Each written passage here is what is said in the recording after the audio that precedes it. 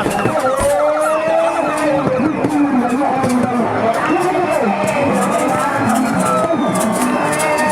jarul muy génn baax na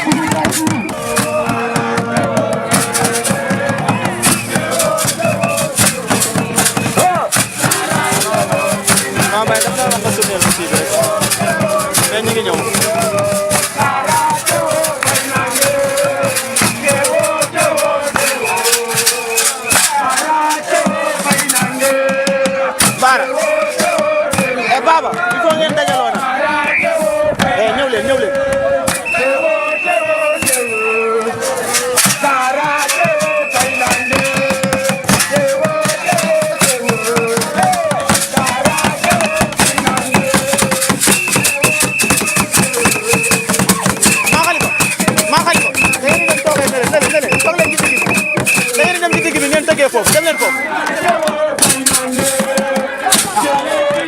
hey xoolal bu ma yàqal da ngay arrière.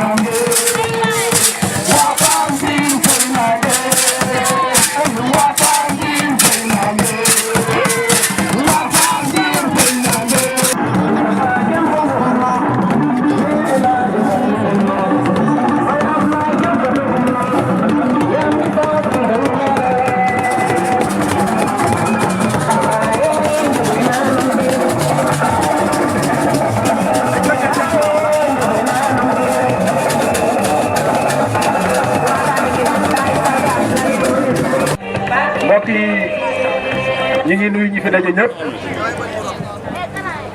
di leen jéggulu solennellement di leen balu ak parce que depuis 6 heures la ñuy woo di ñu wax ne yéen la ñuy xaar fi fees na waa presse bi waaye may ma dama koy réglé rek may ma maa ngi ñëw waa presse bi woo nañ ma fukki yoon ak juróom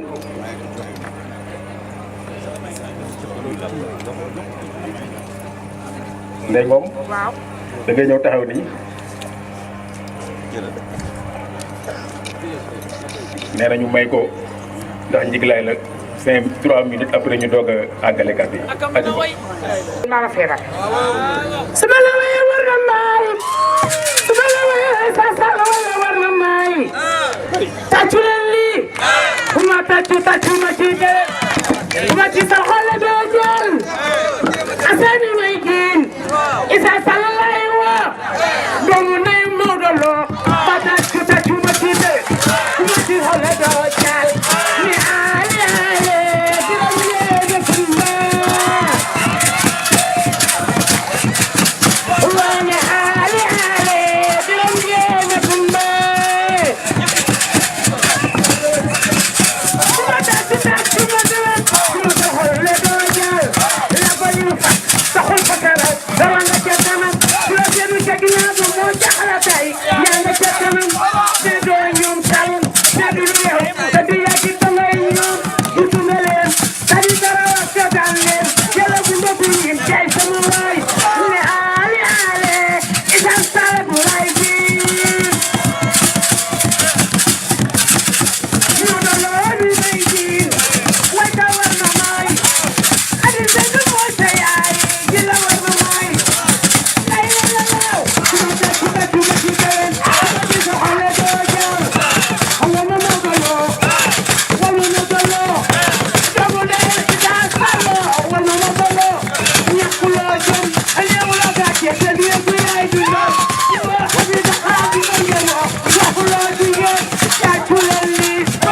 seede leen lii ci balolo umbe bay jëlal Issa Sall neexu leenam Issa Sall neexu leenam neex na ma ci neex na ndaw ñi aale aale gërëm leen na kumbaay Sunu coordonnateur national, sunu candidat à la présidence de la République,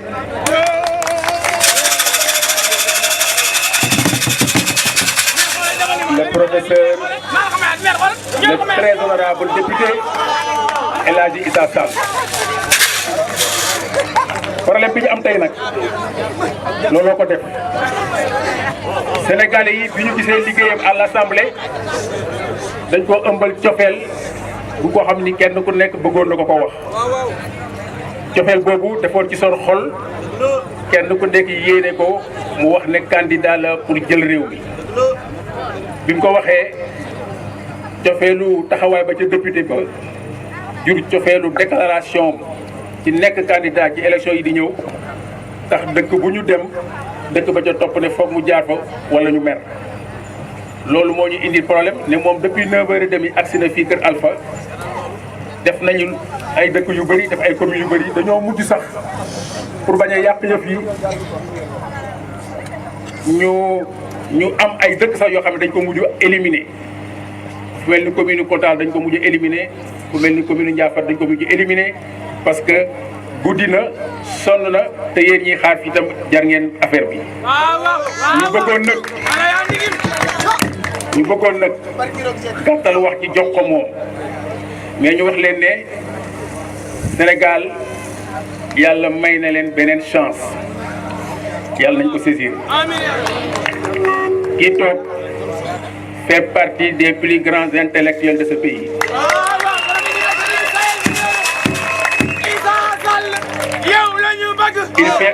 Il fait partie des plus éminents scientifiques de ce pays. Kii toog defal na réew mi loo xam ne nii xaarul bay def politique doo koo defar tey xaw ma ñaata junniy nit ñoo jaar ci loxoom nekk ay cadre ci ay yu buute di servir Sénégal jaaree ci université boo xam ni moom ci moyen boppam ci taxawaay boppam ci yitte boppam ci la ko installé léegi mu def 20 ans ci Sénégal. daal liggéeyal état du Sénégal nekk expert ci élection looloo tax sax état bi xaw a jaaxle parce que bi ñu xamee ne expert ak ci biir opposition bi seeni juñ daaj dañuy am difficulté pour génnee ko looloo tax ngeen dégg ko à l'Assemblée nationale mu défier le ministre de la justice ne ko mën nga maa dàq 3 maa la gën a xam élection ci doo ko weddi ko doo ko weddi woo ko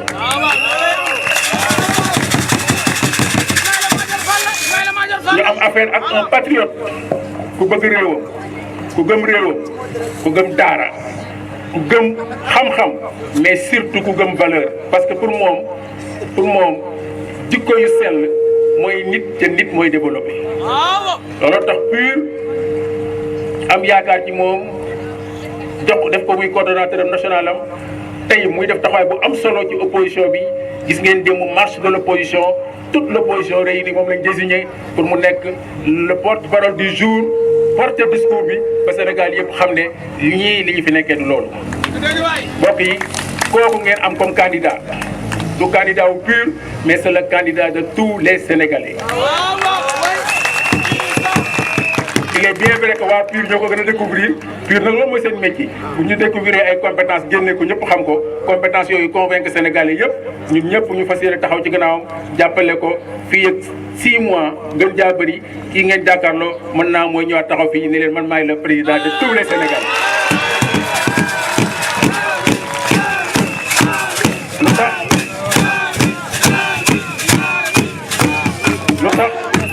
lu tax PUR est présent dans tous les 45 départements du Sénégal. PUR est présent dans toutes les 550 communes du Sénégal. PUR est présent dans presque toute la totalité des villages du Sénégal. PUR moo tax mu ne dafay sukkandiku ci potentialité boobu waxtaan ak Sénégalais yi ñëpp xam ne am na lu jot mooy musiba mi ñuy dund il est temps que mu jeex parce que 65 ans après l'indépendance jot na waa Sénégal jot seen teranga. Teranga Sénégal nag tey jàpp nañ ne mi ngi ci loxo Issa Sall en collaboration ak toutes les bonnes volontés yàlla ko yàlla jàppale loolu rek lañ bëggoon a wax du ñu guddal ñu ngi koy jox kàddu gi mu ñëw ci ëpp solo mooy ñëw ci parrainage bi parce que moom mii balaa moo falu nag foog mu nekk candidat balaa moo nekk candidat foog ñu parrainé ko yooyu dana ci ñëw ak yeneen mais incha allahu rabi du gudd parce que sonn ngeen te moom it dañ koy yaxantu ndax campagne bi commencé wul ci pré-campagne lañ nekk te bëgguñu coono yu topp ko ba du ko tal kon donc Issa vous avez la parole pour s'adresser à la population de Kaolack ville. ñaari fan yi ngi ngeen di toog di xaar seen leader du noonu. ñu leen di masawu nag ci coono bi di ñëw di leen ndokkeel ci déjà li ngeen jot a def ci élection yi ñu génn muy élection législative defe naa bu ma juumul meeting bi fii ñu ko defoon wala c'était pas c'était ailleurs c'était ailleurs d'accord parce que j'étais de ce côté-là nii laa féete woon c'était à Dialané d'accord comme il fait un peu nuit là hein voilà et qu'on est un peu fatigué voilà mais en tout état de cause di leen gërëm bu baax a baax parce que écharpe bii yéen ñu ko solal waa Kaolack am ngeen ci cër bu mag mais nag di ñaan ngeen am ci cër bu ëpp cër bi ngeen amoon ci élection législative yi ci élection yi ñëw Maodo wax na ko léegi Kaolack c'est une ville symbole Kaolack carrefour la toll woon nañ ay jamono Kaolack moo doon deuxième ville du Sénégal après Dakar nekkatu ko nag entre nous loolu yàgg na Kaolack mooy ville boo xam ne boo fi jógee mën nga dem ci juróom benn jëmukaay mën ngaa jóge fii dem Gossas Diourbel jóge dem Touba jóge fii dem Kaffrine Tamba jóge fii dem Latmingué fa laa jóge sama dëkk la jóge fii dem Nioro n'est-ce pas jóge fii dem Passy donc jóge fii dem Kaolack waaw boo nee Passy ne Gambie boo nee Nioro ne Gambie parce que ñaari yëpp ñaari buntu Gambie la donc Kaolack dafa am centralité boobu Kaolack barki dem rek ñu ngi dem Foundiougne ñu tase ak benn expert mu ne ma Issa xanaa xamu ne Kaolack ci Afrique occidentale française yëpp moo ci doon port bi ëpp solo bu weesoo portu Dakar port yëpp réuni bu weesoo portu Dakar portu Kaolack moo ci doon port yu ëpp solo mais léegi da ngeen di toog di ngeen gis benn bateau bu ñëw fii Kaolack Kaolack carrefour la woon ci transport ferroviaire da nga daan jóge Guinguinéo wàcc ñëw Kaolack jóge Guinguinéo dem Tamba jóge Guinguinéo dem Ndar ci chemin de fer donc lu doon transport terrestre transport aérien Kaolack am na aérodrome Kaolack amoon na chemin de fer kañ ngeen gëj a gis saxaar yàgg na de te saxaar dafa bokk ci liy développé réew loolu yëpp nag di transport Kaolack di centralité Kaolack di économie Kaolack dañ ko war a développé waat mais Kaolack it ku koy wax da nga naan daanaka bu tawee du neex a ñëw de ñëw ma ko wax nag mu jóg ko wax ma wax très bien donc voilà day taa xaw a tilim nag du noonu te Kaolack mérité wul loolu ak yooyu waaw loolu yëpp dafa ànd yooyeeg taa yeeg mbalit meeg yëpp te Kaolack mérité wul loolu parce que Kaolack sur le plan politique au Sénégal dafa nekk avant-garde am ngeen ni ku ñuy wax wàll jooju waa fii la Ibrahima Seydou Ndaw waa fii la Serigne Cheikh Ahmed Tidiane Sy waa fii la te ñooñu c'est de grands hommes politiques kenn du mun a wax politique Sénégal ci du ci ñooñu donc Kaolack dafa am lu bëri lu mu boole te bu ñuy wax commerce Sénégal bu njëkk laa wax de waxuma léegi Kaolack aussi moo taxoon ñuy wax parce que Kaolack bassin arachidier la région Sine Saloum dafa regroupé woon région Kaffrine l'actuelle région de Kaffrine région Fatick ak région Kaolack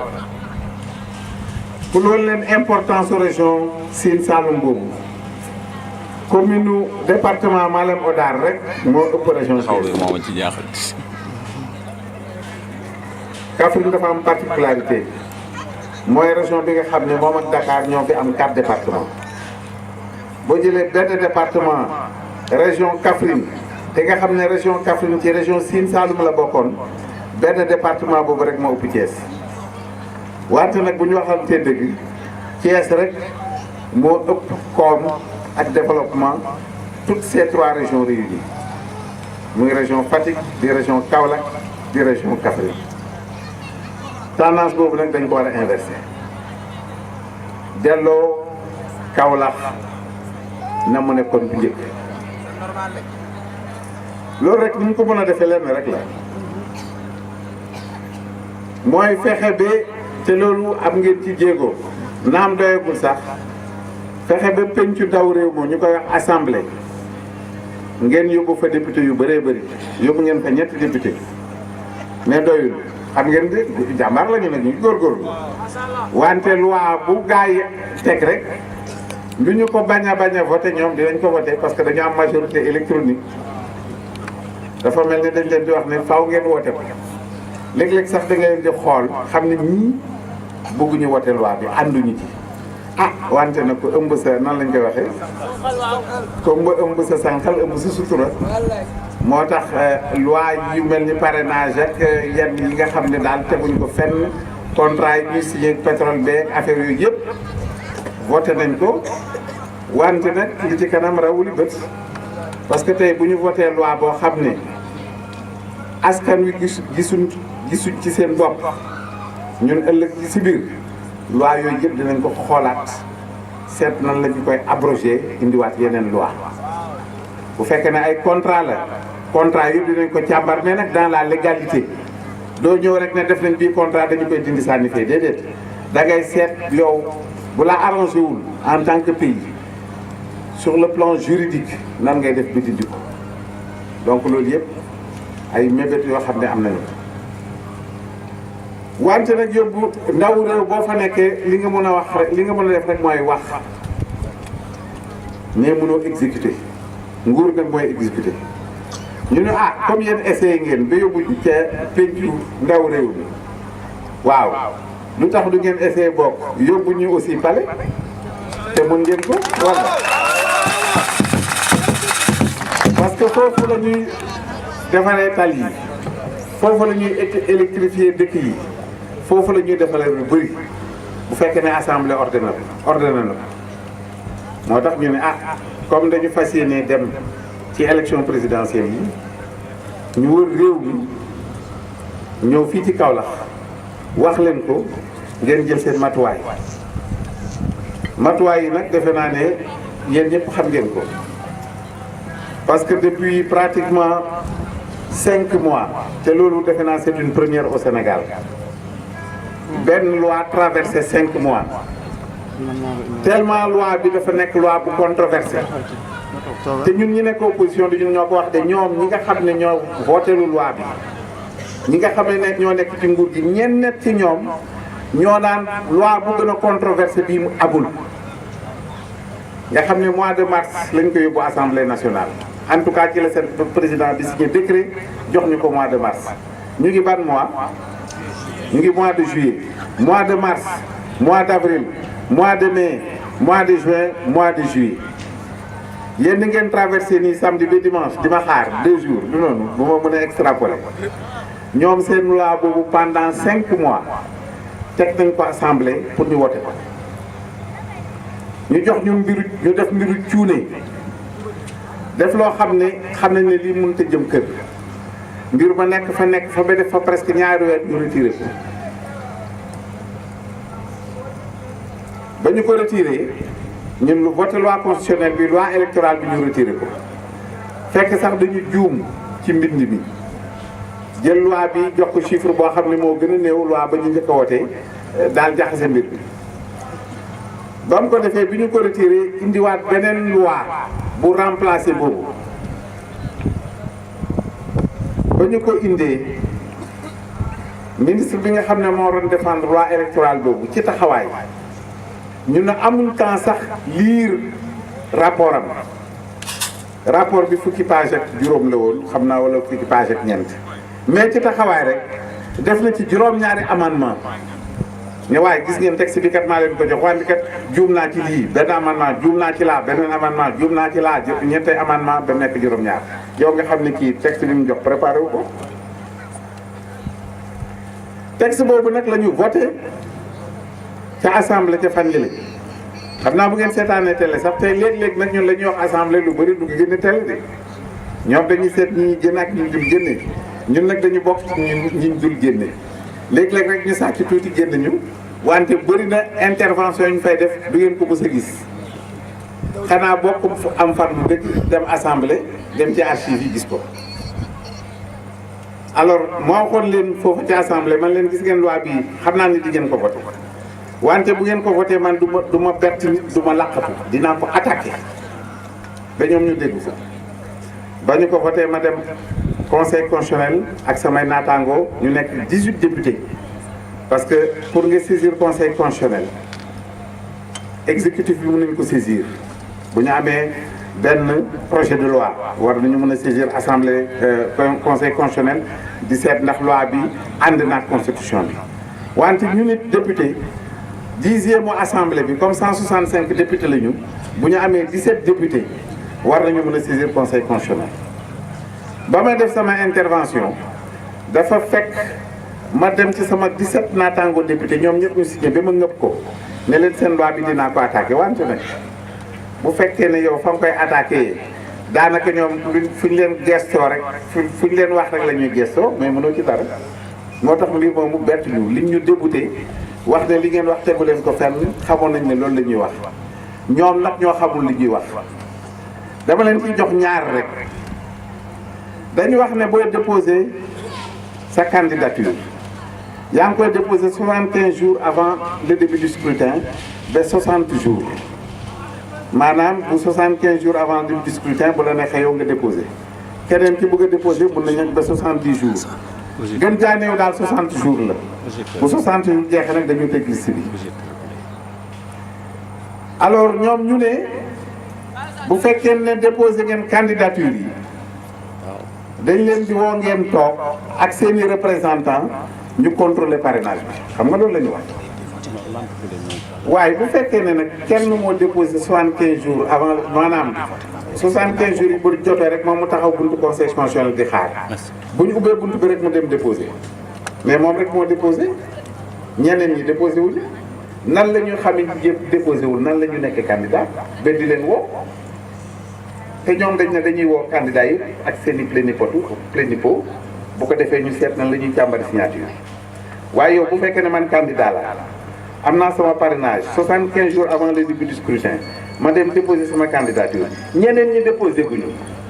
nu ñu leen di wooye gis ngeen paradoxe boobu parce que yow mën nga dem di wuti parrainage dem bi ci biir doo ko am nga ne ma far naa bàyyi wala nga dem bi ci biir sax wóolootoo leen nga ne far naa bàyyi wala nga dem bi ci biir amoo sa caution ne far naa bàyyi donc nan la ñu xamee a priori kan mooy déposé ak ko dul déposé donc loolu mu nekk benn paradoxe boo xam ne levé wuñ ko terewul ñu gëm ne beneen bi ñu ne carte électeur yi 45 jours avant le début du scrutin lañ koy distribuer la ñuy def commission de distribution yi loolu la ñu wax de mais yow kii pare na nit ki moom il faut mu am carte d'électeur yow nan ngay mën a déposer sa candidature diggante 75 jours ba 60 jours te ki lay pare ni carte d'électeur am 45 jours lañ ko koy jox loolu mënta ne parce que man soxla naa sa carte d'identité quand même foog nga pare na ba ma waxee loolu ministre bi mu ne ma yow Issa xanaa da nga xool R50 R50 nee na la distribution des cartes est permanente maanaam carte yi tout le temps lañ koy joxe ma ne ko d'accord na ak yow wante yow R nga wax R ak L du benn man du ma juriste wante xanaa lu sama xam-xam néew xam naa ne R L ko gën a fort te LO moo ko gën a fort te LOC moo ko gën a fort te CT moo ko gën a fort ma ne ko nag xam naa yow daga di scientifique may scientifique mais li nga wax tegoo ko fenn xam nga ne règlement kenn mënu ko méngale ak loi te loi kenn mënu ko méngale ak loi organique te les loi boo xam ne nekkatoon sax ci code électoral bi ñoom ñu dugal ko ci donc loolu yëpp ñu gis ko mu nekk lu leer nañ loo xam ne soxla woo nekk juriste pour xam ko mais ñu gis ko sëgg beneen bi ñu ne hôpitaux yi ak casernement cantonnement militaire yi waroo fi def parrainage ñun leen loolu fu ngeen ko teg militaire dañuy wote civil yi di wote ñoom ñëpp ñooy am droit lu tax mënuñ fa def parrainage ñu ne non non da ngeen di déranger dignité malade ya ba pare trouble à l'ordre public kon ban trouble à l'ordre public donc mu nekk mbir yi bëri na nekk na fukki poñ mais yooyu rek laa leen ciy wax loo xam ne leer na naññ benn bi sax pour dàq ay candidat xam ngeen ne fii mu nekk ñoom dañu am ay étapes pour fexe ba élection bu ñu amee benn candidat rek moo fi am muy Macky Sall moom rek moo bëgg a nekk candidat rek li mu xamul mooy benn candidat mënut a am ci élection parce que bés bu nekkee benn candidat bulletin blanc la ñu teg de côté na fexe nag bi bulletin blanc yi bañ koo gagné bu ñu dàqee ñun ñëpp ñii mu exilé leen ñii mu tëj leen ñii mu calé leen ci parrainage parce que attention nit ñaa ngi rey mais on peut se retrouver avec 2 ou 3 candidats hein c'est ça alors bu ko defee nag moom yaakaar na ne bu fekkee ne moom rek mooy nekk bulletin blanc lañ koy tegal parce que ñoom ñuy def élection yi léeg-léeg sax dañuy réere luy bulletin blanc man ñoo xam naa leen di traité élection yi pendant 20 ans dem nañ ci de façon continue di élection Sénégal yëpp du sénatorial du local du législatif du présidentiel ak élection Burkina fu ñu soxlawaan expert man la ñuy woo alors benn at mu am benn dëkk ne fii benn liste rek moo fi nekk biñ ne benn liste lu moo fi nekk am sax ci kàngamu justice yi ñoo ne ma ah kooku de moom ñoo ñu gagné nañ fan leen ngeen xam leen ni ngeen di wax de lu ngi naan ñoo ñu gagné nañ à côté de cette liste unique on met le bulletin blanc à côté bulletin blanc nag bokkut ak bulletin nul bulletin blanc bulletin de vote la ñu jël liste bi teg ko fii jël bulletin blanc bi teg ko fii benn dëkk bi bulletin blanc yi am ay conseil xam nga nag bulletin blanc du nit bulletin blanc yi bi ñu amee conseil dañuy obligé defaat yeneen élection pour remplir conseil municipal mais daf ci am beneen dëkk maa ngi fàttaliku dëkk bi mais bulletin blanc yi ñoo gagné candidat unique bi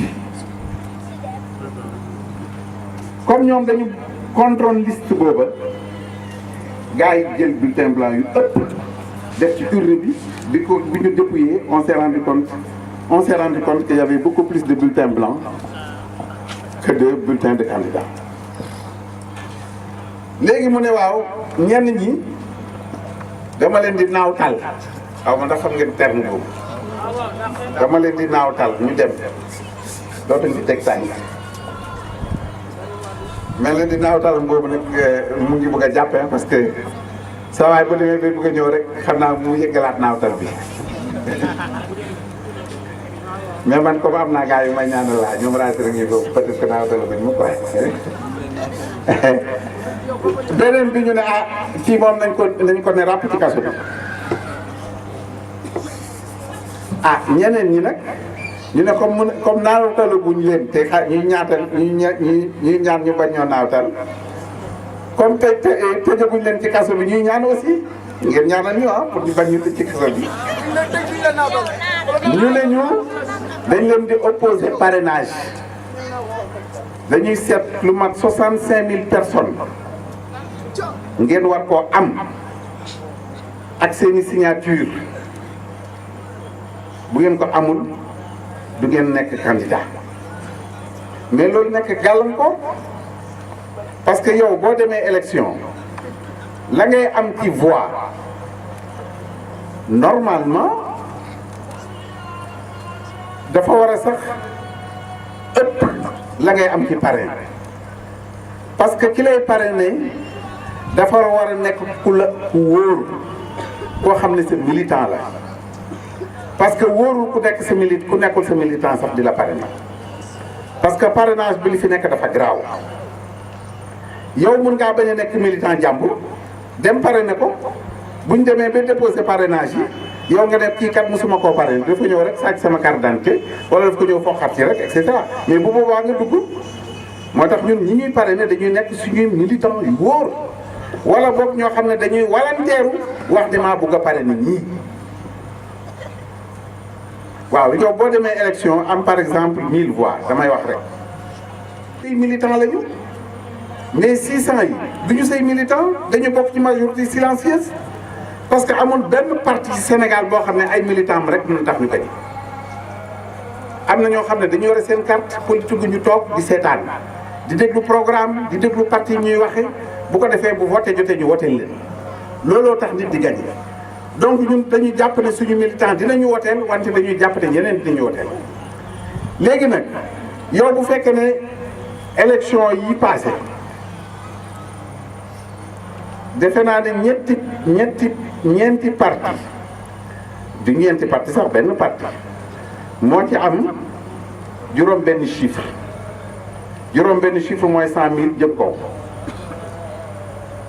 benn parti mooy pur rek moo ci am juróom benn chiffre jëm kaw parce que ñetti parti yi am juróom benn ñetti coalition yi am juróom benn chiffre jëm kaw ay coalition téeméeru parti lañu parti bi nga xam ne moom moo yore majorité électronique ba nga xam ne ngeer goo fëgg mu nekk député bu ñu indi assemblée ñu fay nelaw rek di yandoor di fa def ay nax sa xandañ ñoom daanaka téeméeri parti lañu alors boo dee ñeenti parti rek maanaam naa leen assimiler sax parti pour may leen pour wax ji gën a yomba wax boo dee ñeenti parti rek ñoo fa am juróom benn chiffre te ñoom li ñuy laaj daanaka ñu mu egg juróom benn chiffre maanaam 60000 amul benn parti bu ko am après donc dañuy jàpp ne ñeenti parti yi rek ñooy def élection bu fekkee ne ni ñu ko war a def lañ koy defee naam ña ca bopp ba sax ñoom ñoo yore appareil bi te loolu dañ koy dénoncer ñoo yore préfet yi ñoo yore gouverneur yi ñoo yore ministre yi te xam ngeen ne bëri na ci ñoom doxaluñu yoon loolu yéen ñëpp xam ngeen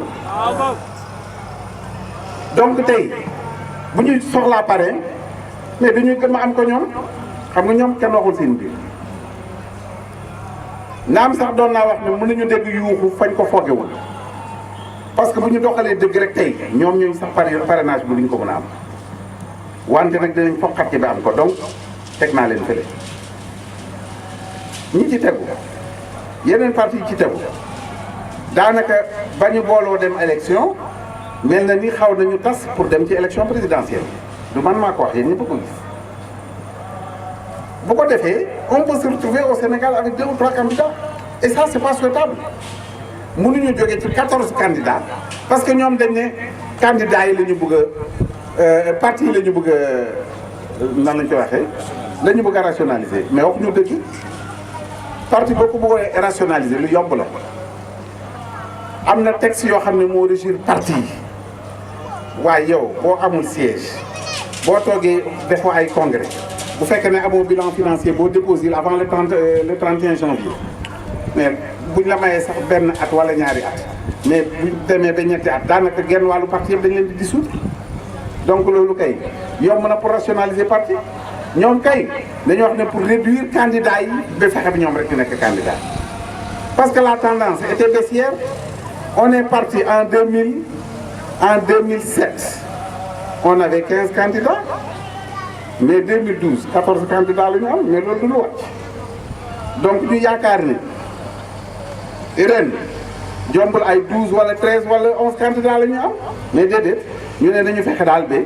daanaka kenn du jàkkaarloo ko loolu nag yéen dañu yore solution